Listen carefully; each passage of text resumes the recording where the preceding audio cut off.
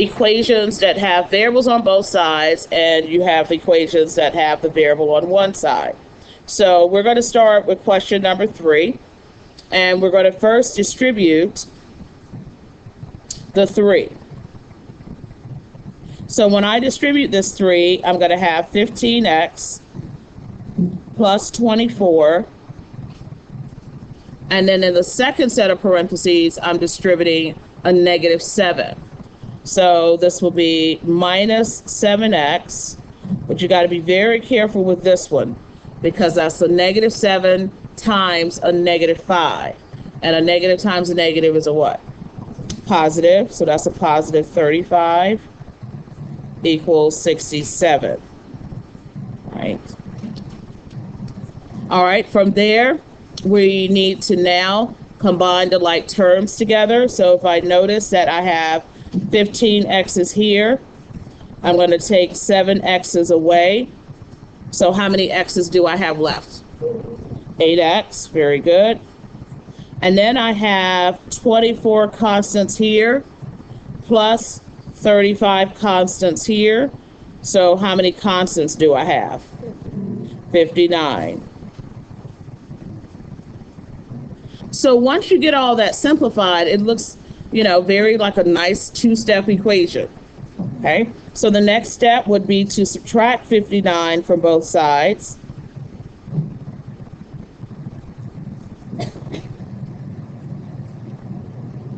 So what is 67 minus 59? 8. Then I'm going to divide both sides by 8. So x equals 1. And notice, guys, how everything flows vertically down the paper.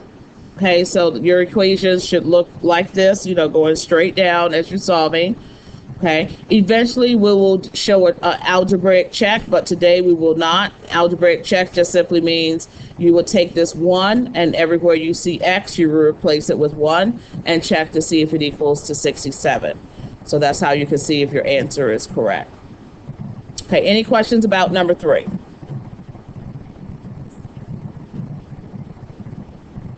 All right, let's move on to where we have variables on both sides of the equation. So let's take a look at question number 8. So in question number 8, the very first thing I notice, besides having variables on this side and this side, I notice that I have to combine these together first. Okay, so if I have 5x plus another x, that's going to give me a total of what? How many x's? 6. And actually it's minus, so actually 4, because we're subtracting. So it's 5x, and I did say plus. So 5x minus x will give us 4 x's. Now we need to get all our x's to one side. It doesn't matter if you move the 3 over here or the 4 over here. That's totally up to you. Okay, if you really want to have a positive coefficient, then you would move the smaller one over, which I do. So I'm going to move the 3x to the other side. What property am I doing when I subtract 3 from both sides? I just used subtraction, so it's called what? Very good. Subtraction property of equality. Okay, so I'm going to bring down the 4. I'm going to say 4 minus 3 is 1x. I don't write the 1. Okay, it's understood that there's an invisible 1. So now I just need to move the minus 2 over. So I'm going to add 2 to both sides. So that's going to give me 6 equals to x.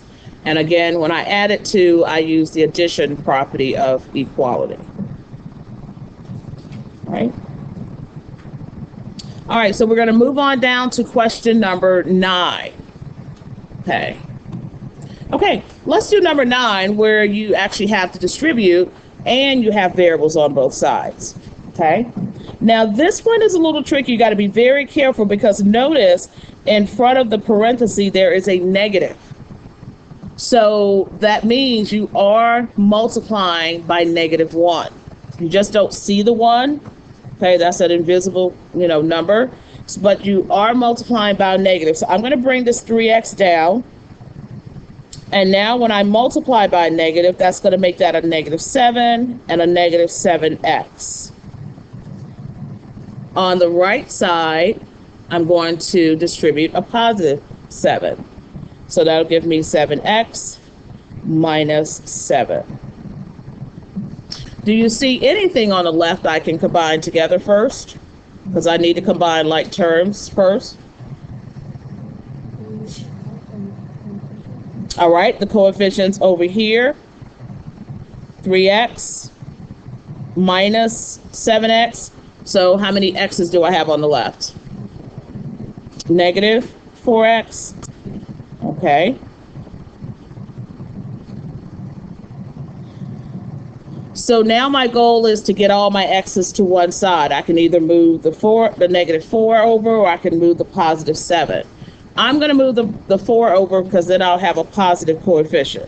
So I'm going to add 4x to both sides because that's the opposite of minus. So I'm using the addition property of equality. So when I bring down this number, I have to bring down the negative side.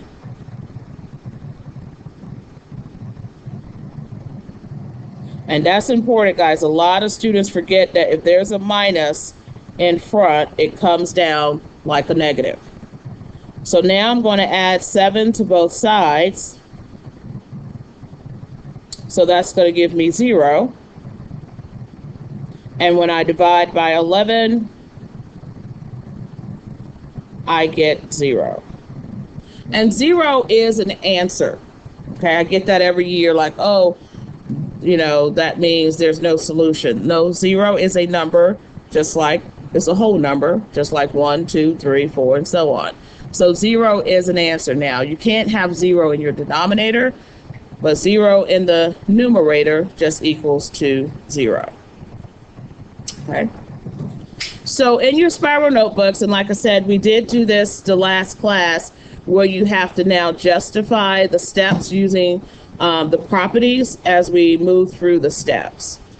Right. So in your spiral notebook, what I want you to write first is just the very first line, not this particular one. Okay, we did this example here. We did 2? All right, let's do this one.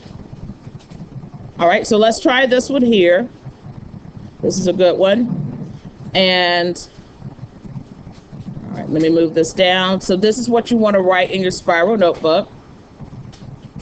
So 7 plus 5x minus 3 equals 1/2 x plus 4, and that will be the given problem. Okay, so we call that given. Combine the constants together first. So when I combine the constants and do 7 minus 3, which is going to give me 4, okay, that's going to change that to a 4 because I'm just combining the like terms together.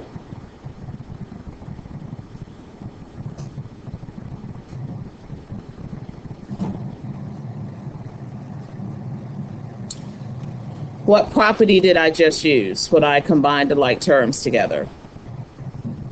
Substitution. Okay, substitution means you're just substituting in the answer. Okay, you're replacing 7 minus 3 with 4, so that's called substitution. All right, now I'm going to show you a skill that you can use because a lot of times we don't like to work with fractions. So what you can do is get a common denominator and it'll take away the fraction. So if I ask you what would be the common denominator for 4, 5, 1/2, and 4, what would you say? Somebody said it. What's the denominator here? 2. So that is that you want everything to be multiplied by 2. Okay, so that takes away the fraction. Now, could you keep it? Absolutely. Okay, but the way this problem is worked out, they are eliminating the fraction, so they're multiplying everything by 2, which gets rid of the 2 in the denominator, but it's going to make 4 times 2, 8, 4 times 2, 8, 2 times 5, 10. So that's where you're going to see the next step. Okay, so see how this 4 changed to an 8, The 5 changed to a 10 because we're getting rid of, and then of course 1/2 times 2 is 1, so that's why you see 1x. 4 times 2 is 8. So this is a good way to eliminate fractions. So if you didn't want to have fractions in your problem, you could just multiply by the common denominator. So since I multiplied both sides by something, that is called the multiplication property of equality. Okay, that's the multiplication property of equality. Okay, so write that down. And like I said, guys, you will have this on your quiz, and you will also have it on your test where you have to state what property you're using. So my next step is to move this 10x to the other side. So I want you to actually write minus 10x minus 10x. And that's how we come up with negative 9x plus 8. So that is the subtraction property of equality because I have just subtracted negative 10x from both sides. Okay.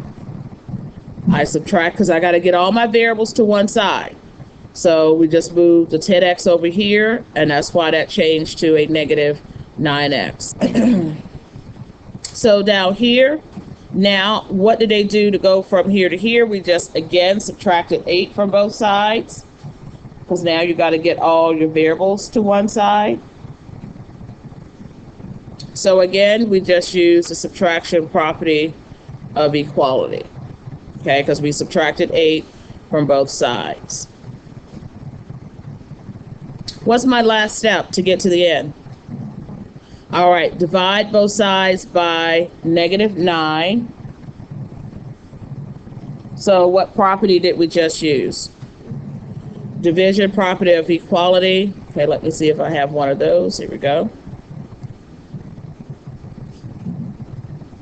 So that's the division property of equality.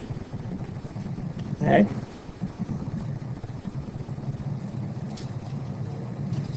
Okay.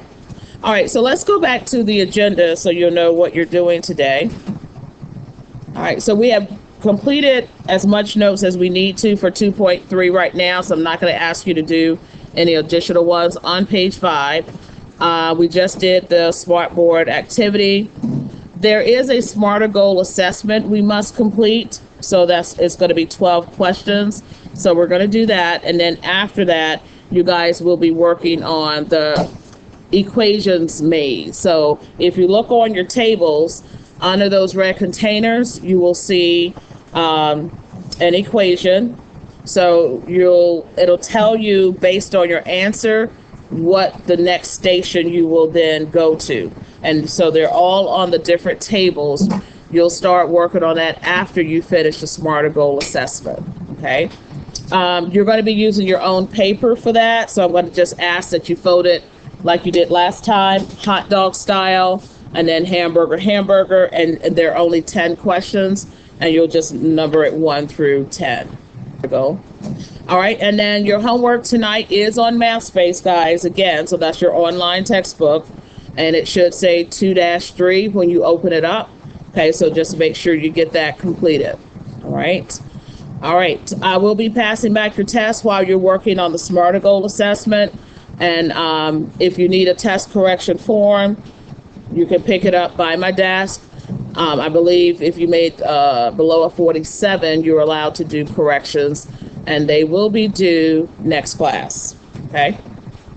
All right. So if you would clear your desk for the Smarter Goal.